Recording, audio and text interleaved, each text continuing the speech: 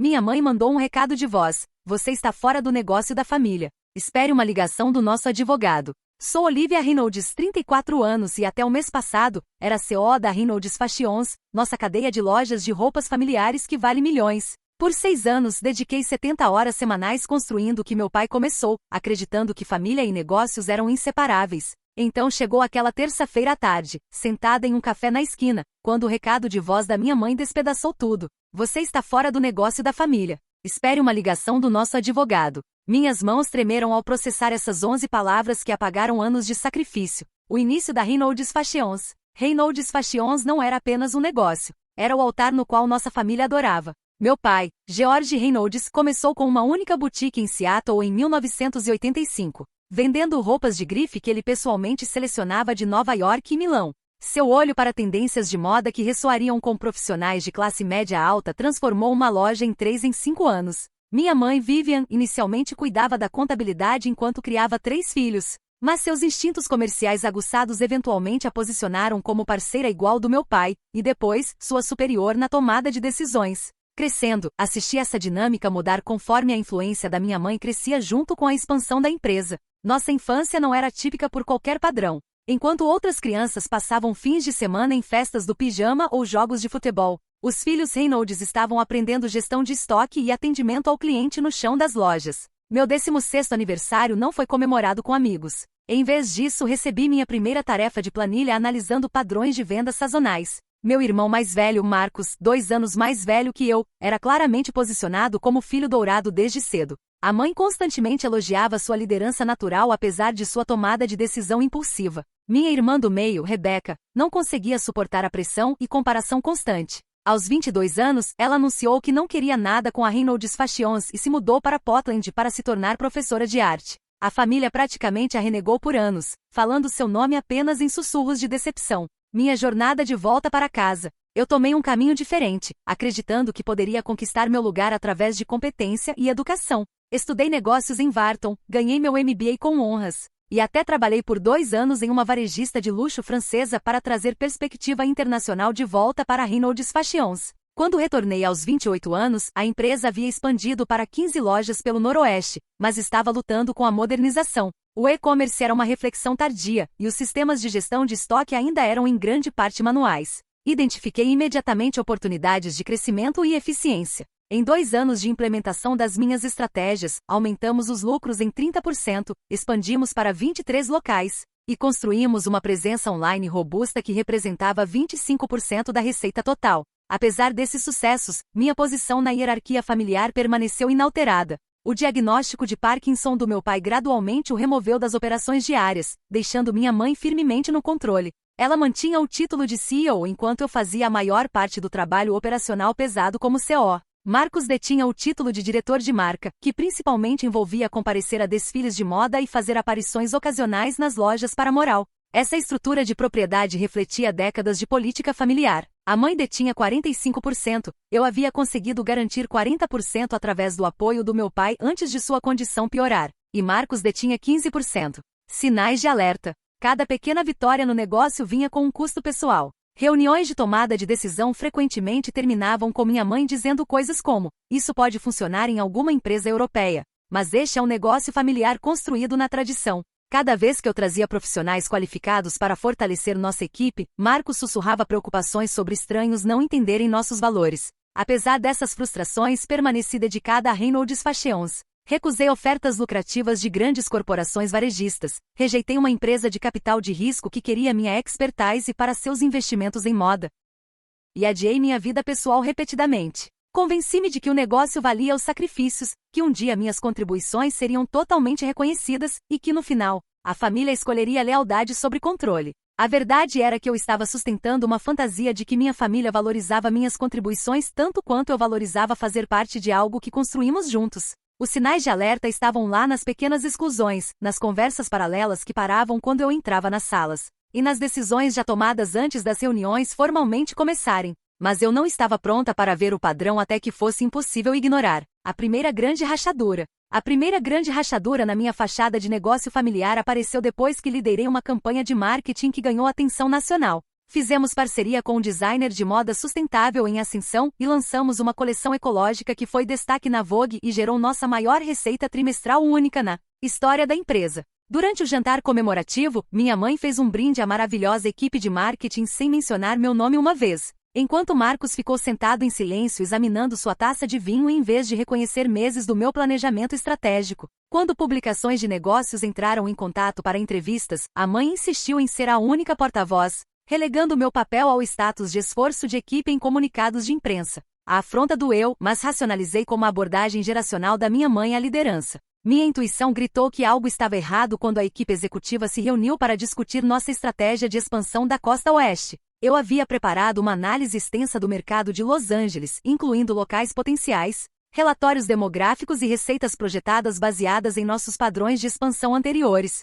5 minutos após o início da minha apresentação, Marcos interrompeu com uma proposta completamente diferente para San Diego, completa com renderizações chamativas de vitrines, mas projeções financeiras mínimas. A mãe imediatamente direcionou a conversa para sua ideia, dizendo: "Isso parece mais alinhado com a marca Reynolds." Eles aprovaram o plano deles sem nem permitir que eu terminasse de apresentar meus dados. 6 meses depois, o local de San Diego estava sangrando dinheiro, com custos indiretos quase o dobro do que o mercado poderia sustentar. O ponto de não retorno. Durante uma revisão financeira de emergência, Marcos culpou o fracasso pela falta de apoio das operações, implicitamente apontando o dedo para mim. Quando apresentei documentação mostrando que havia expressado preocupações sobre os termos do aluguel do local desde o início, a mãe me acusou de manter registros para atribuir culpa em vez de encontrar soluções. A reunião do conselho que se seguiu tornou-se o ponto de não retorno em nossa dinâmica familiar. Os números trimestrais estavam 15% abaixo, principalmente devido ao desastre de San Diego e um sistema de estoque mal executado que Marcos havia insistido em implementar contra minha recomendação. Quando o CFO, um dos poucos executivos que eu havia pessoalmente recrutado, apresentou o impacto financeiro dessas decisões, Marcos explodiu. Isso é o que acontece quando deixamos estranhos influenciar decisões de negócios familiares. Não consegui ficar calada. A definição de insanidade é fazer a mesma coisa repetidamente e esperar resultados diferentes, disse calmamente. Ignoramos recomendações baseadas em dados 3 trimestres seguidos e nossos números refletem isso. Os olhos da mãe se tornaram gelo.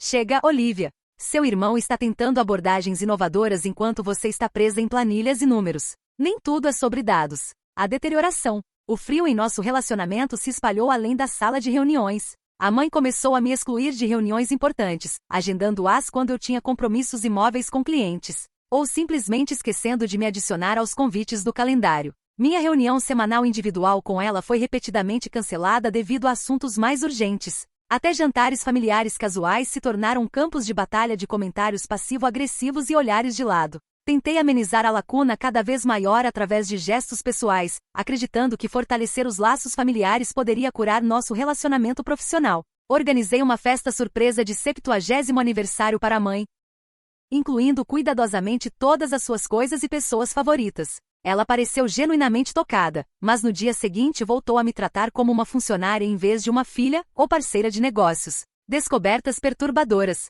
O retiro anual de liderança da empresa tornou-se o tiro de aviso que eu deveria ter levado mais a sério. Tradicionalmente realizado em um resort de montanha em Aspen, era onde definíamos a direção estratégica para o próximo ano. Cheguei um dia atrasada devido à finalização de um contrato importante com fornecedor, apenas para descobrir que a mãe e Marcos já haviam conduzido várias sessões de planejamento com a equipe executiva. O documento de visão de 5 anos que eles haviam rascunhado reduziu significativamente o escopo e orçamento do meu departamento enquanto expandia a divisão de marca do Marcos.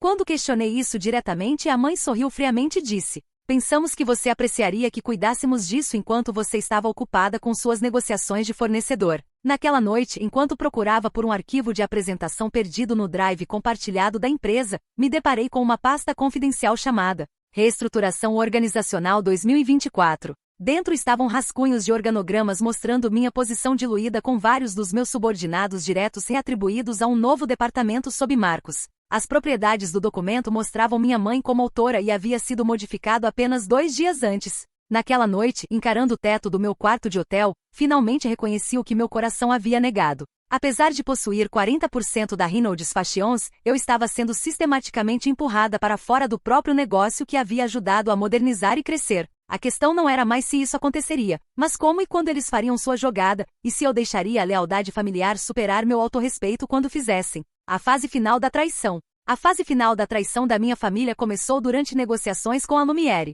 uma prestigiosa casa de moda francesa interessada em criar uma coleção exclusiva para a Reynolds Fashions. Eu havia nutrido esse relacionamento por quase um ano, aproveitando minhas conexões do tempo que trabalhei em Paris. Estávamos há 3 semanas de assinar um acordo que nos teria diferenciado de todo concorrente em nosso espaço de mercado. Em uma manhã de terça-feira, minha assistente parecia desconfortável ao me entregar minha agenda. Deve haver um erro, disse, notando uma lacuna entre 2 reuniões. A ligação com a Lumière não é às 11 horas? Ela se mexeu com seu tablet. Sua mãe me pediu para dizer que foi reagendada. Algo em sua expressão me fez insistir. Reagendada para quando? Após uma pausa desconfortável, ela admitiu. Acredito que sua mãe e Marcos estão falando com eles agora na sala de conferências principal. Caminhei calmamente até a sala de conferências, meu coração trovejando nos ouvidos. Através da parede de vidro, vi a mãe e Marcos rindo com Jean-Pierre, diretor criativo da Lumière, que havia especificamente solicitado trabalhar comigo baseado em nosso relacionamento profissional anterior.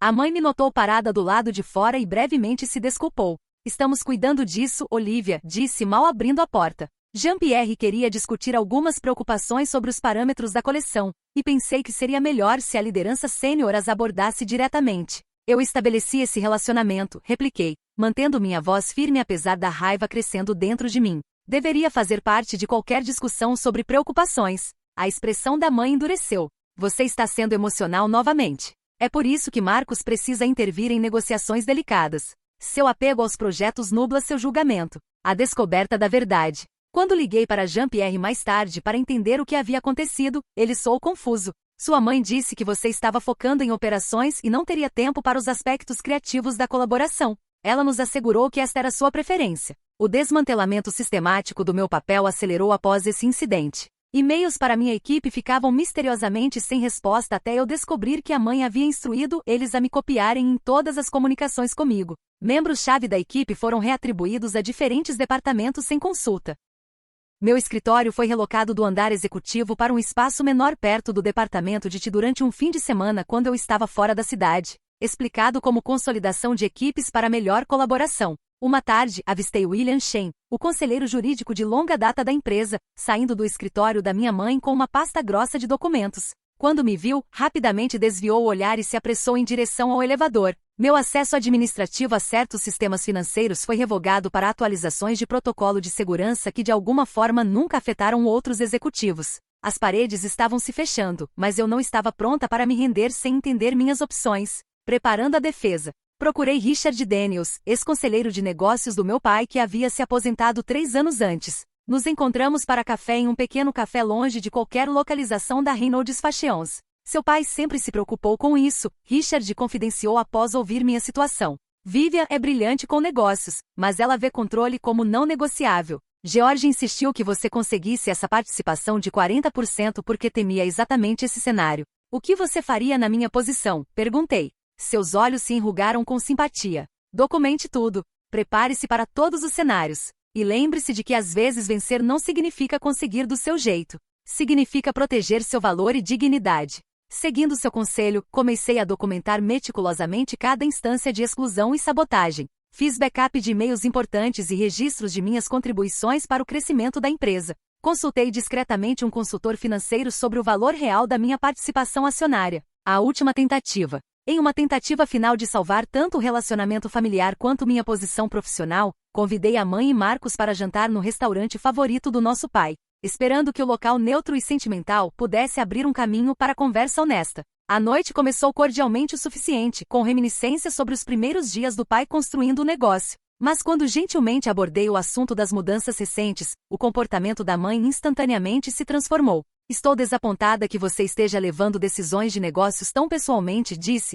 cortando seu bife com precisão cirúrgica. Seu pai e eu a criamos para ser resiliente, não para reclamar quando as coisas não saem do seu jeito. Isso não é sobre meus sentimentos, retruquei. É sobre transparência e respeito. Possuo 40% desta empresa, mas estou sendo tratada como uma funcionária dispensável. Marcos zombou. Há mais para administrar Reynolds Fashions do que planilhas e vendas online, Olivia. Alguns aspectos requerem intuição e relacionamentos que você nunca dominou completamente. O jantar terminou com despedidas tensas e nenhuma resolução. O golpe final. Na manhã seguinte, através de uma conversa com meu membro de equipe mais leal, soube que uma reunião de emergência do conselho havia sido agendada para a segunda-feira seguinte. A agenda não foi amplamente compartilhada, mas minha fonte havia ouvido Marcos discutindo um plano de consolidação de liderança com um dos membros do conselho que regularmente apoiava minha mãe. As peças se encaixaram. Eles estavam planejando votar para me remover do controle operacional, usando o aviso mínimo legal necessário para que eu tivesse pouco tempo para preparar uma defesa.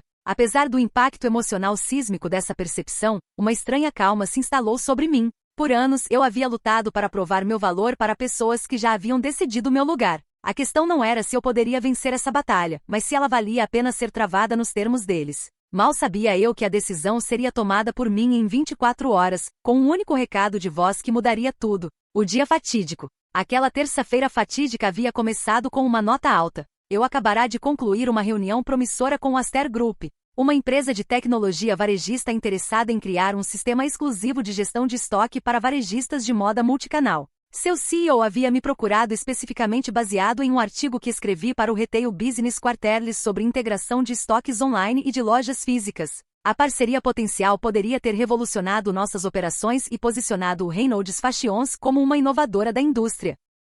Energizada pela reunião positiva, parei no Café Lumen, um pequeno café artesanal a 3 quarteirões de nossa sede, para organizar meus pensamentos antes de voltar ao escritório. A atmosfera tranquila com suas mesas de madeira quentes e o aroma reconfortante de grãos de café recém-moídos sempre havia sido meu santuário de reflexão durante momentos desafiadores no trabalho. Pedi meu latte habitual com leite de amêndoa e me instalei em uma mesa no canto para revisar minhas anotações da reunião. O recado de voz que mudou tudo. Quando meu telefone vibrou com uma notificação de recado de voz, mal olhei para ele, assumindo que era o CEO do Aster Group acompanhando nossa conversa. No momento em que apertei play e ouvi a voz da minha mãe, algo em seu tom fez meu estômago despencar. Olivia, aqui é sua mãe, começou, como se eu não reconhecesse sua voz após 34 anos.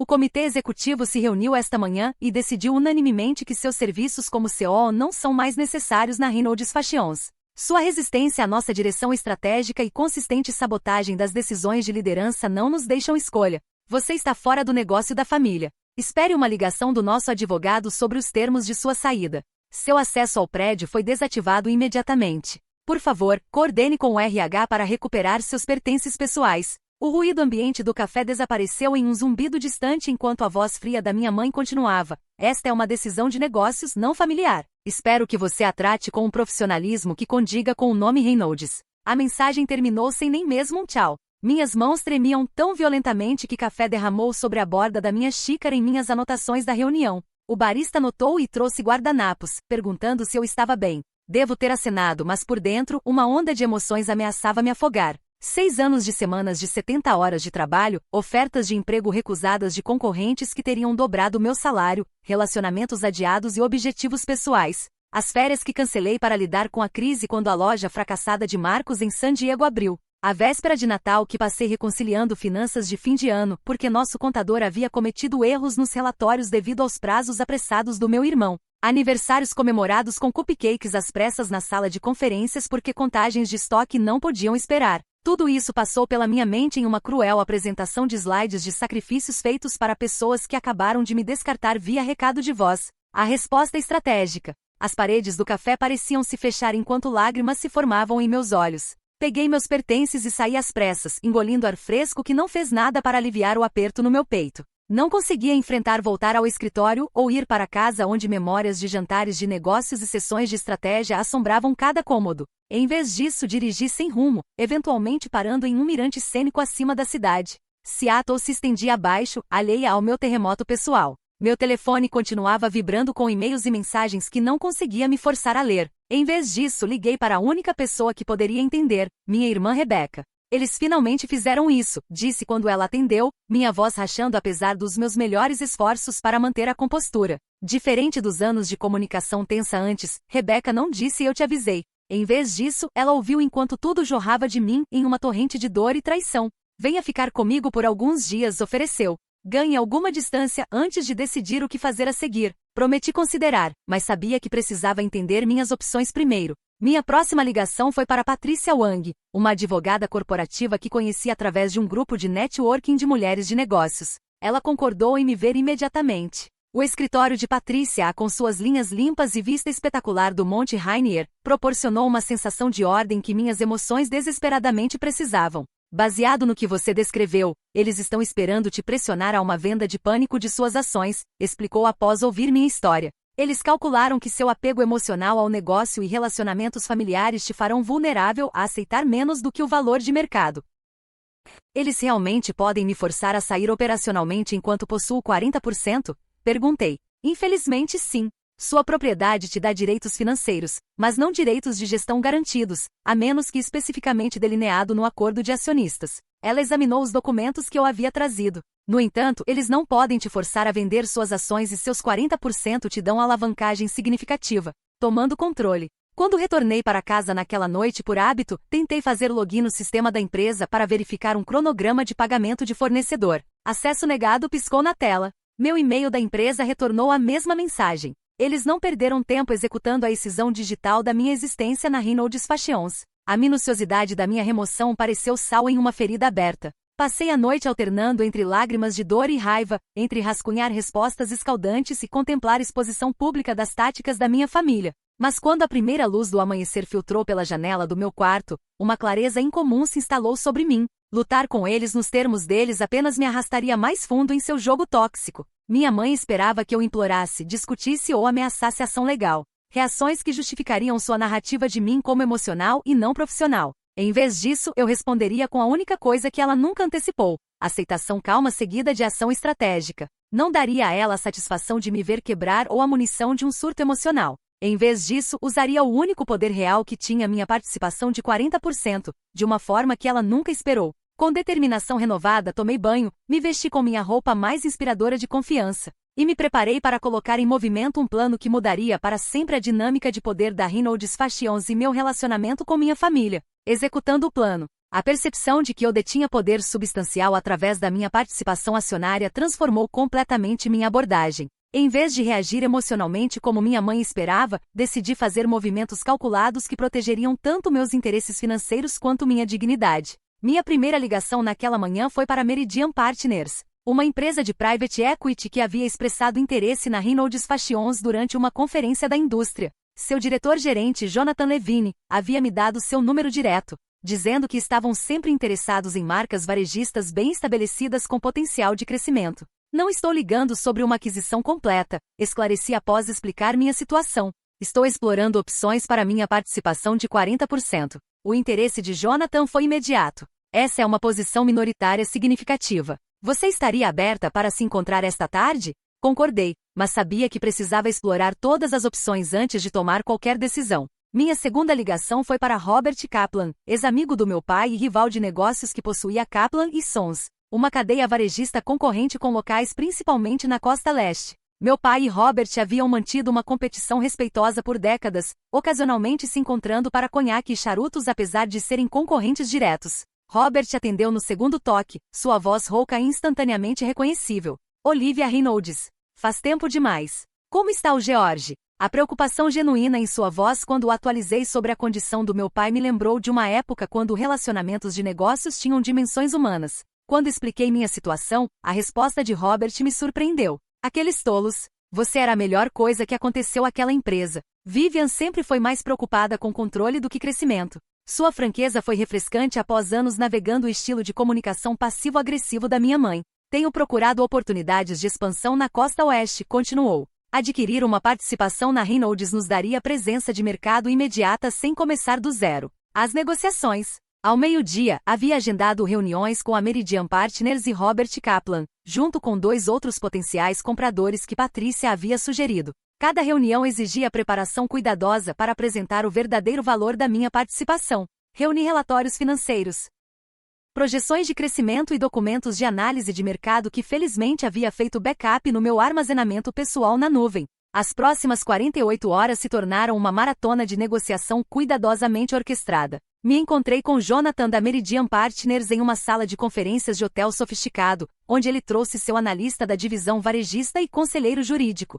A oferta deles era sólida, mas vinha com complexidade sobre a direção futura da empresa. Robert Kaplan voou pessoalmente em seu jato particular, se encontrando comigo para jantar em um restaurante discreto fora da cidade. A abordagem dele foi mais direta. Uma compra limpa por um preço premium, com o benefício estratégico de ganhar influência significativa em um concorrente direto. Os outros compradores potenciais não conseguiram igualar nenhuma das ofertas. À medida que as negociações avançavam, insisti em acordos de confidencialidade rigorosos com todas as partes. A última coisa que eu precisava era que a notícia chegasse à minha mãe antes que os acordos fossem finalizados. Patrícia revisou cada documento, destacando possíveis problemas e sugerindo alterações estratégicas para proteger meus interesses. O peso emocional de vender minha participação na empresa da família me atingiu nos momentos silenciosos entre as reuniões. Isso não era apenas uma transação financeira. Era romper uma conexão com o legado do meu pai e reconhecer que meu lugar na empresa da família nunca foi seguro, apesar das minhas contribuições.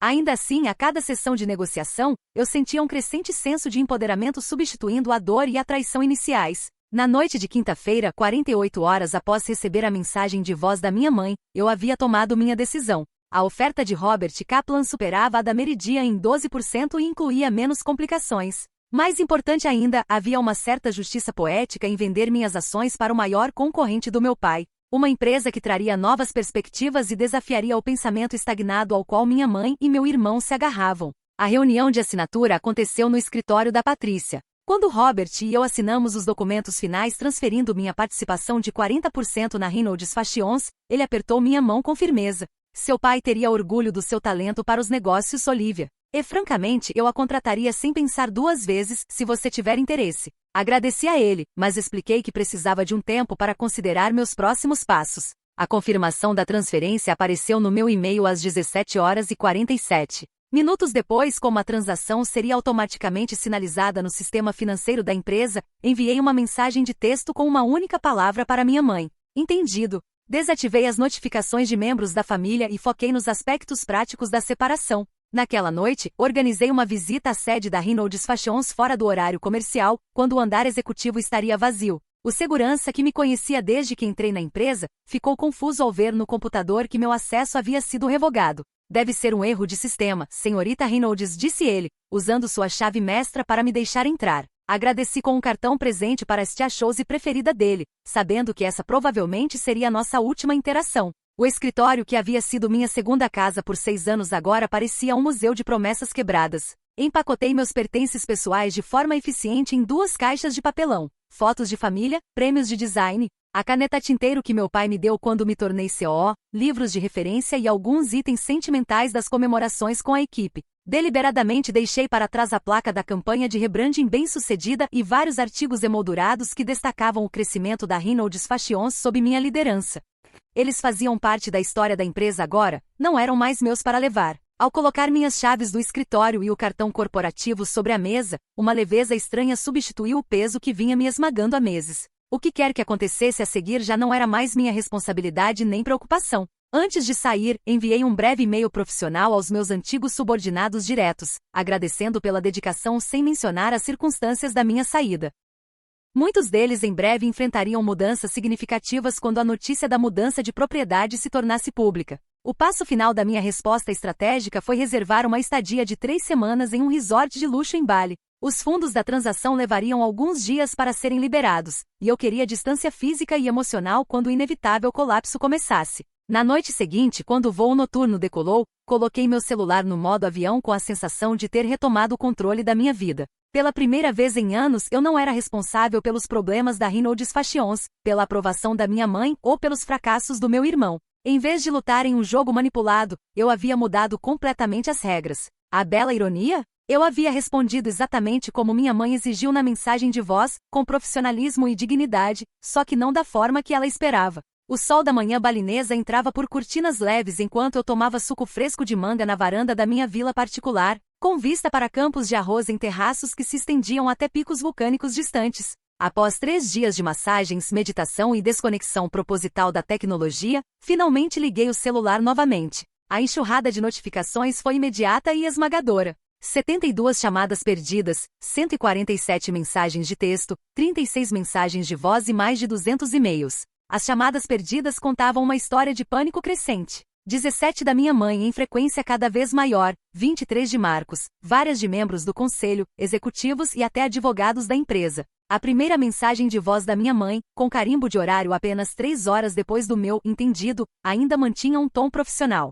Olivia, precisamos discutir os detalhes da sua transição. Me ligue imediatamente. Na quinta mensagem, gravada na manhã seguinte, sua compostura já havia se rompido. O que você fez? O sistema está sinalizando papéis de transferência de propriedade. Me ligue agora. A 10ª mensagem, deixada às 2h17, revelou um pânico completo. Isso é completamente irresponsável. Você não pode vender suas ações sem aprovação do conselho. Nossos advogados vão contestar isso. As mensagens do meu irmão seguiram o mesmo padrão de deterioração. Começaram com sermões condescendentes sobre decisões emocionais e terminaram com súplicas desesperadas. A última mensagem de voz dele, deixada pouco antes de eu ligar o celular, era quase irreconhecível. Sua voz rouca e trêmula. Live, por favor. Papai construiu essa empresa para nós. Kaplan vai destruir tudo. Mamãe não dorme há dias. A gente pode consertar isso. Qualquer coisa. Você quer assento no conselho, controle operacional, novo título. É seu. Só, por favor, nos ligue de volta. Ao ler as mensagens de texto, ficou evidente o caos instaurado na Reynolds Fashions. Uma reunião emergencial do conselho foi convocada, mas terminou em impasse sobre como reagir à mudança repentina na estrutura acionária. Robert Kaplan já havia enviado sua equipe de integração para revisar as operações, autorizado pelos 40% recém-adquiridos de participação. As ações da empresa negociadas em uma bolsa secundária caíram 22% com a notícia da mudança de propriedade. Várias contas importantes estariam supostamente colocando pedidos em espera até que a liderança se estabilizasse. Minha caixa de entrada estava cheia de mensagens frenéticas de executivos da Reynolds Fashions buscando esclarecimentos, de recrutadores de talentos subitamente interessados na minha disponibilidade e de publicações de negócios solicitando entrevistas sobre o que blogs da indústria estavam chamando de o golpe de varejo da Reynolds. O e-mail mais surpreendente veio de Jean-Pierre Dalumiere, expressando arrependimento por como nossas negociações de parceria haviam terminado e demonstrando interesse em trabalhar comigo na empresa que eu decidisse integrar a seguir. Sua visão sempre foi o que nos atraiu para a colaboração, escreveu ele. As embarcações mudam, mas a verdadeira visão criativa continua valiosa. Em meio ao caos, uma mensagem se destacou por seu tom diferente. Minha irmã Rebecca havia enviado um simples texto. Soube da notícia. Muito orgulhosa de você por se impor. Me ligue quando estiver pronta. Sem pressa. Te amo. Encaminhei para Patrícia as mensagens mais ameaçadoras de teor jurídico, mas sua resposta foi tranquilizadora. A venda era completamente legal segundo o acordo de acionistas. As ameaças deles são vazias. Aproveite seu descanso merecido. Ao longo do dia, mensagens continuaram chegando. Vários funcionários que eu havia mentorado enviaram discretas notas de apoio. Um gerente de nível médio escreveu: o escritório está um completo caos, mas honestamente, muitos de nós estamos torcendo por você em silêncio. O que fizeram com você não foi certo. Contatos da indústria expressaram surpresa, mas também admiração pela ousadia da decisão. Uma colega da escola de negócios, agora analista de varejo, enviou o link de seu novo artigo no LinkedIn intitulado Como não lidar com sucessão. O estudo de caso Reynolds Fashions. As atualizações das notícias financeiras mostravam as ações da Reynolds Fashions continuando a cair, enquanto analistas questionavam a estabilidade da empresa. Enquanto isso, Robert Kaplan havia emitido um comunicado à imprensa destacando seu entusiasmo em trazer novas perspectivas para uma marca de varejo respeitada, cuidadosamente evitando qualquer menção ao drama familiar, ao mesmo tempo em que sinalizava sutilmente mudanças significativas pela frente. O sinal mais revelador surgiu por volta do 5º dia do meu retiro em Bali. Depois de dezenas de mensagens cada vez mais desesperadas, minha mãe finalmente enviou um e-mail com um tom completamente diferente. Olivia, percebo que cometemos erros terríveis na forma como lidamos com as coisas. A empresa está sofrendo sem você. Marcos está sobrecarregado. Seu pai está abalado com a notícia. Por favor, considere voltar para conversar sobre uma reconstrução, nos termos que você quiser. A manipulação era transparente, invocar o estado do meu pai para provocar culpa, oferecer promessas vagas sem qualquer reconhecimento específico dos erros cometidos, priorizando o impacto nos negócios em vez do relacionamento familiar. 6 meses antes, essa abordagem talvez tivesse funcionado. Agora, da distância serena da minha vila balinesa, eu podia ver aquilo pelo que era, mais uma tentativa de controle, não de reconciliação. Encaminhei um e-mail para Patrícia, sem resposta. A próxima tática da minha mãe era previsível. Ela mobilizou familiares, amigos e associados respeitados do mundo dos negócios para me procurar em seu nome.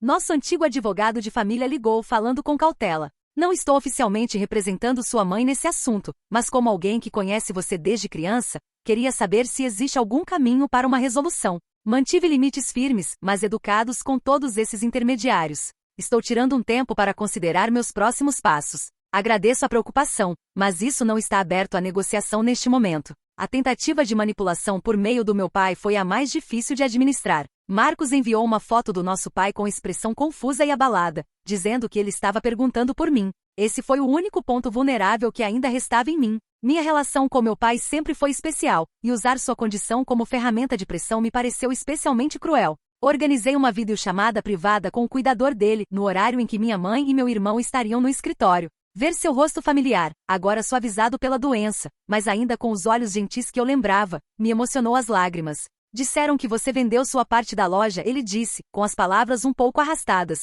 mas com a mente mais lúcida do que eu esperava. Vendi sim, pai. Eles me afastaram. Sua expressão revelou mais compreensão do que eu imaginava. Sempre soube que Vivian era controladora demais. Para o bem dela, você vai construir algo melhor. Essas palavras, ditas pelo homem que começou tudo, soaram como uma permissão para seguir em frente sem culpa. Na segunda semana do meu retiro, a enxurrada de comunicações se transformou em um fluxo constante de atualizações e consultas. As publicações de negócios já tinham se voltado para novos dramas. A Reynolds Fashions anunciou uma reorganização estratégica que os especialistas do setor reconheceram como uma manobra de contenção de danos. Robert Kaplan ligou uma vez para me assegurar que a transição estava indo bem e para renovar sua oferta de emprego, que recusei com educação. Essa liberdade inesperada da constante gestão de crises me permitiu refletir sobre o que realmente queria a seguir. A segurança financeira vinda da venda significava que eu podia escolher meu próximo passo com calma, sem pressa para assumir outra posição.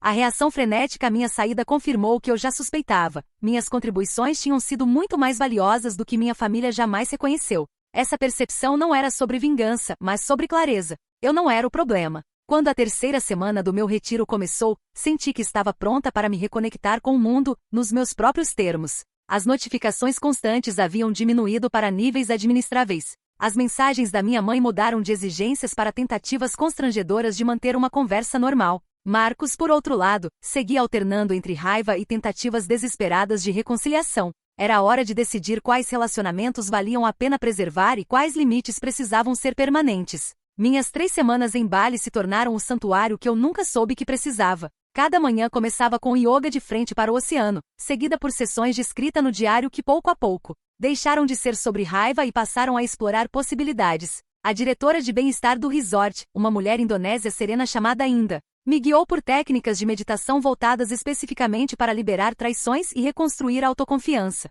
As feridas familiares cortam mais fundo, ela observou durante uma das sessões, porque vivem em nosso alicerce. Mas alicerces podem ser reforçados, mesmo depois de danificados. Essa sabedoria gentil me ajudou a separar minha identidade da Reynolds Fashions de forma mais completa do que 6 anos de envolvimento intenso haviam permitido. No meu último dia em Bali, decidi retornar às ligações de Marcos, o único contato familiar que eu estava pronta para restabelecer. Nossa primeira conversa foi, como era de se esperar, difícil, com suas emoções oscilando entre ressentimento e arrependimento. Você podia ter conversado com a gente em vez de vender para o nosso maior concorrente, ele acusou. Como mamãe conversou comigo antes de me demitir por mensagem de voz, respondi com calma. Depois que a defensiva inicial passou, algo inesperado aconteceu. Pela primeira vez em nossas vidas adultas, Marcos falou com total honestidade. Sempre tive pavor de fracassar, ele admitiu. Você sempre foi tão naturalmente boa com a parte dos negócios. Mamãe ficava me empurrando para cargos cada vez maiores, dizendo que eu precisava provar meu valor antes que a condição do papai piorasse. Cada vez que você tinha sucesso, eu me sentia mais inadequado. Essa admissão vulnerável abriu espaço para uma conversa autêntica. Marcos reconheceu como nossa mãe havia criado uma competição entre nós de forma meticulosa, elogiando-o na minha frente, enquanto criticava pelas costas, e fazendo o mesmo comigo. Ela sempre precisou ser a peça central do poder, ele explicou. Quando você começou a ganhar influência real com a equipe executiva e os fornecedores, ela entrou em pânico. A mensagem de voz nem era o plano original. Ela queria reduzir sua autoridade gradualmente até você sair por conta própria. Ouvi sem interromper, enquanto anos de dinâmica familiar ficavam mais claros. No dia seguinte à venda das suas ações, ela se trancou no escritório do papai por horas, continuou Marcos. Quando saiu, parecia 10 anos mais velha. Ela ficava repetindo: ela me superou. A filha do George, de fato. Havia um leve tom de admiração no relato dele que sugeria que o respeito da minha mãe, se não seu afeto, havia finalmente sido conquistado justamente com o ato de ir embora. Depois que voltei a Seattle, recusei os múltiplos convites para visitar os escritórios da Reynolds Fashions. Em vez disso, aluguei um apartamento confortável no centro e comecei a prestar consultoria para empresas familiares sobre sucessão e resolução de conflitos. A ironia não me escapou. Minha experiência dolorosa havia gerado uma expertise que outros agora valorizavam. 6 meses após minha saída, a Reynolds Fashions anunciou uma grande reestruturação. Robert Kaplan não tentou uma aquisição hostil como minha mãe temia. Em vez disso, ele trouxe práticas de gestão profissional que a empresa desesperadamente precisava, ao mesmo tempo em que respeitou a identidade da marca já estabelecida. Os lucros trimestrais haviam se estabilizado, e várias das minhas iniciativas abandonadas foram implementadas sob a nova liderança. Minha relação com Rebecca se aprofundou em um vínculo de irmandade adulta, algo que nunca havíamos experimentado durante a infância. Estabelecemos uma tradição mensal de visitas nos finais de semana, alternando entre a casa dela em Portland e meu apartamento em Seattle. Durante uma dessas visitas, ela revelou que nossa mãe havia tentado recrutá-la como intermediária. Ela não conseguia entender o motivo. Eu disse que não ajudaria a fazer você voltar à razão, Rebecca riu. Disse a ela que você finalmente tinha voltado à razão, só não da maneira que ela queria. O desenvolvimento mais inesperado veio quase um ano após minha saída. Minha mãe pediu uma reunião em um local neutro, o jardim botânico que meu pai adorava. Aceitei, com limites claros, e levei Rebecca como apoio. Minha mãe chegou sozinha, visivelmente envelhecida, mas impecavelmente vestida como sempre. Suas palavras iniciais me surpreenderam. Tenho visto um terapeuta. Ele sugeriu que talvez eu tenha algumas tendências controladoras. O eufemismo era tão absurdo que nós 3 rimos, quebrando a tensão. O que se seguiu não foi uma reconciliação completa, mas o início de uma relação mais honesta. Não vou fingir que aprovo a forma como você saiu, ela disse, mas respeito que você tenha se protegido.